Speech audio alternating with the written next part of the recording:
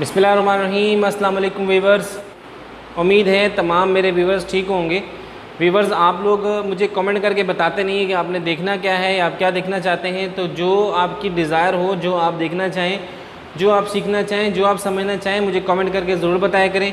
और आपने अगर अभी तक मेरे चैनल को सब्सक्राइब नहीं किया है तो सब्सक्राइब कर लें, ताकि आइंदा तमाम वीडियोज़ जो है वो आपके पास आ जाया करें। नोटिफिकेशन बेल जो होती है उसको भी आप क्लिक कर लें, ऑन कर लें नोटिफिकेशंस को भी। मेरी तमाम वीडियोस आपको आसानी के साथ मिल जाया करें। तो चलते हैं आज के टॉपिक की तरफ। आज का जो हमारा टॉपिक है वो है एन एम्ब्रियोनिक प्रेगनेंसी, या उसको हम ब्लाइटेड ओवम भी कहते हैं जी। तो ब्लाइटेड ओवम के बारे में मैं आपको बताऊं, यानी कि एन एम्ब्रियोनिक प्रेगनेंसी, जब कोई भी फीमेल प्रेग्नेंट होती है और प्रेगनेंसी के बाद उसका जो गैस्ट्रेशनल सैक है उसके अंदर ग्रोथ ना हो, या उसके अंदर एम्ब्रियो ना बने, या उसके अंदर डेवलपमेंट ना हो, यानी कि उसके अंदर जो नॉर्मल डेवलपमेंट होनी चाहिए वो ना हो, तो फिर हम उसको कहते हैं कि ब्लाइटेड ओवम है फीमेल को। अल्ट्रासाउंड की रिपोर्ट में लिखा हुआ आपको मिलता है, या हम कहते हैं जी एन एम्ब्रियोनिक प्रेगनेंसी है, यानी कि विदाउट एम्ब्रियोनिक प्रेगनेंसी है। The reason this occurs is often unknown but it may be due to chromosomal abnormalities in the fertilized egg. अच्छा, रीज़न हमें मालूम नहीं है, ठीक है, लेकिन कुछ लोगों का ये कहना है, कुछ रिसर्च ये कहती है कि क्रोमोसोमल्स जो एबनॉर्मलिटीज़ होती हैं उसकी वजह से जो है ये हमें एन एम्ब्रियोनिक प्रेगनेंसी देखने को मिलती है। अब एन एम्ब्रियोनिक प्रेगनेंसी अल्ट्रासाउंड में हमें कैसे दिखने को मिलती है, या हम उसकी रिपोर्ट को कैसे समझते हैं, या हम अगर किसी फीमेल के साथ ऐसा हो तो उसने कैसे फॉलो अप करना है, उसने क्या करना है। अगर हम अल्ट्रासाउंड कर रहे हैं, सोनोग्राफर हैं, तो फिर हमने क्या बताना है अपने पेशेंट को, या हमारा जो है ना क्या प्लान होगा उसके हवाले से, या हमें क्या करना चाहिए। An embryonic pregnancy is a form of a failed early pregnancy where a gestational sac develops but the embryo does not form. The term blighted ovum is synonymous with this but is falling out of favor and is best avoided. यानी कि इस N embryonic pregnancy का जो synonym है वो ब्लाइटेड ovum है। Ultrasound की report के हवाले से हमें नहीं कहना चाहिए। अल्ट्रासाउंड की रिपोर्ट में ब्लाइटेड ओवम से बेस्ट वर्ड यह है कि आप एन एम्ब्रियोनिक प्रेगनेंसी का वर्ड यूज़ करें, क्योंकि ब्लाइटेड ओवम की जो कॉज है लाजमी नहीं है कि जो हमें एन एम्ब्रियोनिक प्रेगनेंसी मिल रही है वो ब्लाइटेड ओवम ही हो। उसको हमें कंफर्म करने के लिए कुछ और चीज़ों को देखना पड़ेगा। इसलिए अल्ट्रासाउंड पर जो बेस्ट टर्म होती है, सोनोग्राफर्स इस बात को नोट कर लें कि वो ये होती है कि आप जो है एन एम्ब्रियोनिक प्रेगनेंसी लिखें, एन एम्ब्रियोनिक प्रेगनेंसी कहें। अब ये आपको एक इमेज नज़र आ रही है, ठीक है, एक बिल्कुल जो है गैस्ट्रेशनल सैक आपको मिल रहा है, राउंड गैस्ट्रेशनल सैक है, इरेगुलर भी नहीं है, बिल्कुल रेगुलर है, ठीक है ना।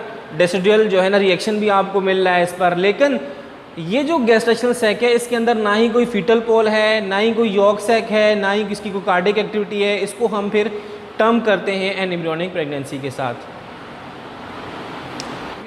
अब मैं आपको एक वीडियो केस दिखाता हूँ, और वीडियो केस की मदद से मैं आपको बताता हूँ कि जो है 6 वीक्स के अंदर हमें एन एम्ब्रियोनिक जो प्रेगनेंसी होती है वो कैसे नज़र आती है जी। तो ये एक वीडियो आप जो है देख रहे हैं, अल्ट्रासाउंड जो है वो स्कैन है एक पेशेंट का जिसकी एज जो है वो, यानी गैस्ट्रेशनल एज जो है तकरीबन वो 6 वीक्स बनती है। और इस पेशेंट का जो ये गैस्ट्रेशनल सैक है ये बिल्कुल एम्प्टी है। इस गैस्ट्रेशनल सैक के अंदर हमें कोई भी चीज़ ऐसी नहीं मिल रही जिससे हम ये कंसिडर कर सकें कि ये नॉर्मल प्रेगनेंसी है। अब बहुत सारे लोग इसको जो है वो सिस्ट कह देते हैं। सिस्ट भी ऐसी ही होती हैं, लेकिन उनमें फिर डेसिड्यूल इरेक्शन नहीं होता। इसमें हमें बाकायदा डेसिड्यूल इरेक्शन भी मिल रहा है साथ में देखने को। हम अगर गौर से देखें तो ये बिल्कुल एम्प्टी है, इसके अंदर क्लियर फ्लूइड है, इसके अंदर कोई भी जो है ना वो हमें नहीं मिल रहा। प्रोडक्ट ऑफ कंसेप्शन जो होते हैं वो हमें कोई भी नहीं मिल रहा इसके अंदर, ठीक है।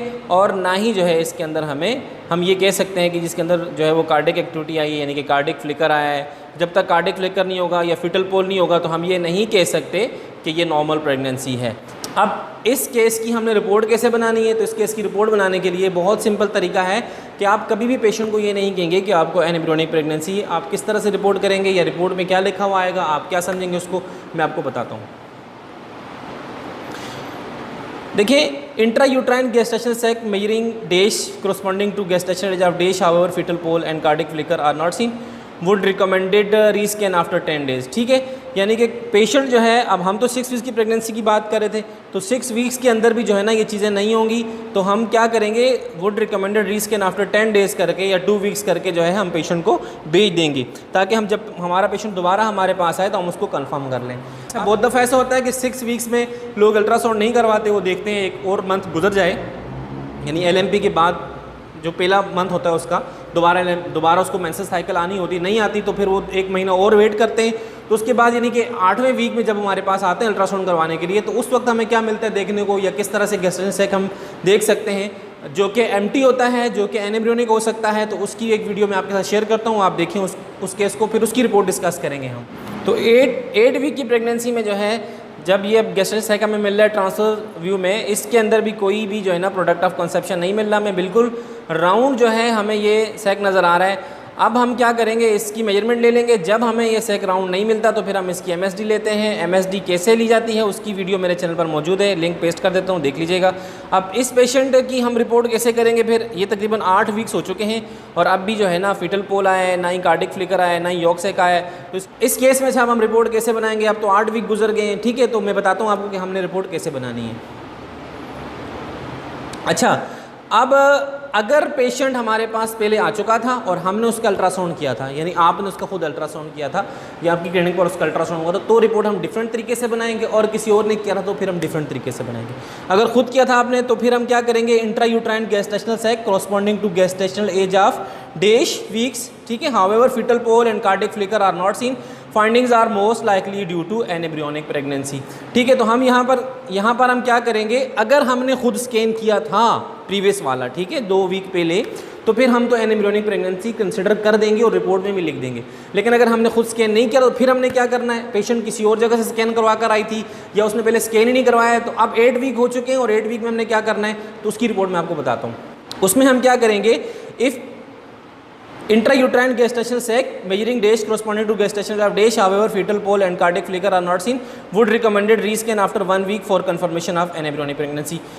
اب ہم ان کو کہیں گے کہ آپ کنفرم کرنے کے لیے 1 ہفتے بعد دوبارہ الٹرا ساؤنڈ کروا لیں، ٹھیک ہے، اور کنفرم کر لیں اس کو کہ انیمبریونک پریگنینسی ہے یا نہیں، چونکہ ہمیں نہیں پتا کہ جو کسی اور نے الٹرا ساؤنڈ کیا تھا وہ کیسا کیا ہوگا، یا واقعی ایسا تھا یا نہیں تھا، یا پیشنٹ ہمیں ٹھیک بتا رہی یا نہیں بتا رہی، یا ٹھیک رپورٹ ہے یا نہیں، یا پیشنٹ نے اسکین کروایا بھی یا نہیں کروایا۔ تو اس لیے ہم کیا کریں گے، سیف سائڈ پہ رہ کر ہم مزید 1 ویک ویٹ کر لیں گے کہ اس کے اندر جو ہے وہ فیٹل پول یا کارڈک ایکٹیویٹی آ رہی ہے یا نہیں آ رہی، ٹھیک ہے، یا ہمیں یوک سیک مل رہا ہے، یعنی پروڈکٹ آف کنسپشن جو ہوتے ہیں وہ ہمیں مل رہے ہیں یا نہیں مل رہے، ٹھیک۔ اب ایک جو گولڈن پوائنٹ ہے وہ یہ ہے کہ اگر آپ جو ہے وہ سیف سائڈ پہ رہنا چاہتے ہیں بالکل، تو اپ ٹو 10 ویکس ہم ویٹ کرتے ہیں پیشنٹ کو ڈکلیئر کرنے کے لیے، کنسیڈر کرنے کے لیے کہ اس کو جو ہے انیمبریونک پریگنینسی ہے، تو ایٹ لیسٹ 10 ویکس تک آپ ویٹ کر لیں۔ 10 ویکس کے بعد دیکھیں کہ پیشنٹ مس کیریج کی طرف جا یا اس کے اندر جو ہے نا آپ کو کوئی پروڈکٹ آف کنسیپشن ملنا شروع ہو گئے، تو 10 ویکس سے پہلے ہمیں مناسب یہ ہے کہ پیشنٹ کی جو ہے ہم وہ DNC نہ کروائیں، 10 ویکس کے بعد پھر ہم اس کو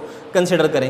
اب دوسرا جو ہے انٹرنیشنلی جو ریکمنڈیشن ہے وہ یہ ہے کہ اگر جو ہے وہ کسی پیشنٹ کا جو گیسٹیشنل سیک ہے اس کی MSD 25 ملی میٹر تک آ جائے، یعنی مور دین 25 ملی میٹر ہو، اور اس کے اندر کارڈک ایکٹیویٹی نہ آئی ہو، اس کے اندر جو ہے نا پروڈکٹ آف کنسیپشن نہ آئے ہو، تو پھر ہم کیا کرتے ہیں، ہم جو ہے پیشنٹ کو کنسیڈر کر دیتے ہیں کہ پیشنٹ کو انیمبریونک پریگنینسی ہے۔ نیکسٹ جو میرا ٹاپک انشاءاللہ ہوگا وہ ہوگا مس کیریج کے حوالے سے، ٹھیک ہے، ان ارلی پریگنینسی۔